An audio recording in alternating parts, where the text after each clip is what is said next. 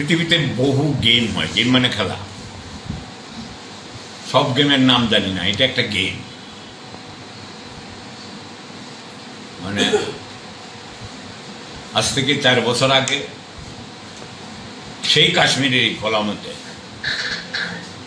একটা বাস উড়িয়ে গিয়েছিল বিস্ফোরণে। তারপরে সার্জিক্যাল স্ট্রাইক করেছিলেন মোদীবাবু। इमरान हम तुमसे देखने का लिए সার্জিক্যাল স্ট্রাইক হোগা। সার্জিক্যাল স্ট্রাইক করলো। বিশ্বের তাবর তাবর সাংবাদিকরা উড়ে গেল পাকিস্তানে। কত হাজার হাজার, ইন্ডিয়ার সব টিভি হাজার হাজার মেরে ফেলছে। ইন্ডিয়ার সব টিভি করেছে। টিভিগুলি তো ব্যক্তিগত ওনার, বলছি স্বাভাবিকভাবে বিশ্বের সমস্ত লোক এখানে দেখছে কত লোক কিভাবে মারা গেল। এরা টর্চ লাইট দিয়ে খুঁজে পায়নি একটা ডেড বডি। দেখলো শেষ প্রান্তে, পর্বতের এক প্রান্তে পড়ে আছে 2টা কবুতর মৃত অবস্থায়। এটা আপনাদের সকলেরই জানা। আবার এখন নিজেরাই মেরেছে। এই ভারতবর্ষের মানুষকে একটা তো দেখাতে হবে। আমার যেখানে সিকিউরিটির বলয় আছে সেখানে প্রবেশ করাকালীনই যুদ্ধ হবে। অ্যান্টিবডি প্রবেশ করাকালীনই যুদ্ধ হবে, যদি জোর করে ঢুকতে চায়। হলো না কেন যে যুদ্ধটা না হইয়া কেন ওই স্পটে গেল উগ্রপন্থীরা? এটা আমার প্রশ্ন। এখন এটা সবাই আমরা তো ভারতবাসী গণতন্ত্র প্রেমী, তো খুব বেশি গণতন্ত্র প্রেমী। আর ধর্মের সুশ্রুতিতে সব চলছে ভারতবর্ষ। তো এইটা সাধারণ লোক, রাষ্ট্রের নির্দেশ, রাষ্ট্রকে আমাদের ভালোবাসতেই হবে। রাষ্ট্রের স্বার্থে আমরা সব করব, নির্দেশও মানব। কিন্তু এটা একটা প্রহসন, পরিষ্কার নির্দ্বিধায় বলছি এটা প্রহসন। কারণ আজ পর্যন্ত ওই পালামে বিস্ফোরণের কোনো তদন্ত রিপোর্ট জনসাধারণ জানতে পারেনি। অধিকার আছে জনসাধারণের জানা, এতগুলি সৈন্য মারা গেল। তারপরে এটা আবার আরেকটা লীলা। এখন ব্যাপার হলো, ওরা তো অনেক লীলা করে। রাম মন্দিরে কত লীলা করেছে, রাম মন্দিরে এখন কেউ যায় না। যত লীলাই করুক, মানে জগন্নাথ এসে পড়ছে মমতা ব্যানার্জির হাতে, তো ওরা কোনো ঠাকুর ধরে পারছে না। এখন যে কি করবে আগামী দিনে, আর তো সব তো প্রকাশ করে দিচ্ছি দিলীপ ঘোষ।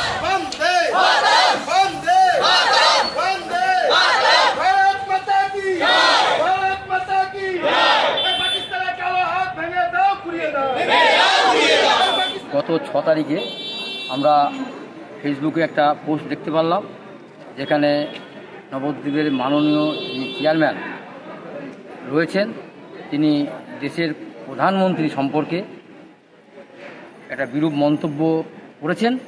তাতে করে এখানে রাষ্ট্রের প্রতি একটা অবমাননার জায়গা দেখা যায়। এবং আমাদের যে সেনারা রয়েছে, যারা দিনরাত পরিশ্রম করে তারা লড়াই করছে, তাদের মনোবল ভেঙে দেওয়ার যে একটা প্রয়াস চালানো হয়েছিল নবদ্বীপের পৌরপতি বিমান কৃষ্ণ সাহার বক্তব্যের মধ্যে দিয়ে, তারই বিরুদ্ধে আমরা আজকে নবদ্বীপ থানায় এসেছি। ভারতীয় জনতা পার্টির পক্ষ থেকে আমরা একটা অভিযোগ দায়ের করে গেলাম এবং আমরা আগামী দিনে যাতে উনি দৃষ্টান্তমূলক শাস্তি পান, তার জন্য আমরা আগামীতে যা যা করণীয় সেটা আমরা করব। আমাদের সর্বভারতীয় তৃণমূল কংগ্রেসের চেয়ারপারসন এবং আমাদের মাননীয় মুখ্যমন্ত্রী, আমাদের সকলের নেত্রী, তিনি এবং মমতা ব্যানার্জি এবং তিনি এবং সমস্ত দল, সর্বদল, আমি শুনেছি বামেরা সেখানে উপস্থিত ছিল না, সবাই আমরা কেন্দ্র সরকার, বিশেষ করে সমস্ত ইন্ডিয়ান আর্মড ফোর্সের সঙ্গে আমরা আছি। এই পরিস্থিতিতে দেশের সঙ্গে প্রত্যেকের রাজনীতি ধর্ম বর্ণের ঊর্ধ্বে উঠে আছে। সেই জায়গায় দাঁড়িয়ে কারো ব্যক্তিগত মন্তব্য, ব্যক্তিগত চিন্তা ভাবনা থাকতে পারে। 22শে এপ্রিল 2025 পেহেলগাঁও অ্যাটাক হয়েছে, সেখানে 26 জন নৃশংসভাবে হত্যা হয়েছেন।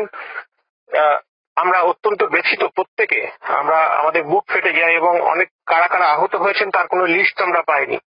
সেখানে দাঁড়িয়ে আমরা কোন অর্গানাইজেশন কেন করেছে, কেন্দ্রের রিপোর্ট কি, সাধারণ দেশবাসী জানতে চায়। সেই তথ্য ইনভেস্টিগেশনের রিপোর্ট আসেনি। তার আগেই ছোটখাটো আমাদের যে রিটালিয়েশন সেটা হয়েছে। আমরা সমর্থন করছি, কিন্তু আমরা জানতে চাই যে কারা করছে, কেন করছে, বারবার ইলেকশনের আগে। দেখুন, অভিযোগ যে কেউ করতেই পারে। আমাদের স্বাধীন দেশ, সার্বভৌমত্ব আছে, গণতন্ত্র আছে, সেখানে যে কেউ অভিযোগ করতেই পারেন এবং প্রত্যেকেই তার মতামত ব্যক্ত করতেই পারেন। সেই জায়গায় দাঁড়িয়ে আমার বিশেষ কিছু বলার নেই। আমাদের দলের স্ট্যান্ড আমাদের মাননীয় মুখ্যমন্ত্রী এবং চেয়ারপারসন মমতা ব্যানার্জি এবং আমার সর্বভারতীয় সাধারণ সম্পাদক অভিষেক ব্যানার্জি ক্লিয়ার করে দিয়েছেন। আমরা রাষ্ট্রের সঙ্গে নিশ্চিতভাবে আছি, কিন্তু কিছু প্রশ্ন মানুষের মনে ঘুরপাক খাচ্ছে, সেগুলো মানুষ ধীরে ধীরে প্রকাশ করছেন। মক ড্রিলের আগে আমি বলেছিলাম এটা কি হচ্ছে খেলা, কারণ আমরা হতাশা হয়েছিলাম পুলওয়ামার ঘটনার পরে সেই রকম ভাবে পাকিস্তানের প্রতি চাপানো হয়নি। এবার সেই কাজটা ভারতবর্ষ সঠিক করছে, সেনাবাহিনীরা সঠিক করছে। সেনাবাহিনীদের পাশে ভারতবর্ষ আছে 150 কোটি মানুষ। আমার এটাই আজকে প্রধান বক্তব্য যে ভারতীয় সেনা জবাব দিতে জানে, তাই জবাবটা দিচ্ছে, ভারতবাসী খুশি। আমাদের ভিডিও ভালো লাগলে লাইক এবং শেয়ার করুন। কমেন্ট সেকশনে গিয়ে জানান আপনাদের মতামত। আরও ভিডিও পেতে আমাদের চ্যানেল সাবস্ক্রাইব করুন এবং প্রতি মুহূর্তে খবরের আপডেট পেতে প্রেস করুন বেল আইকন।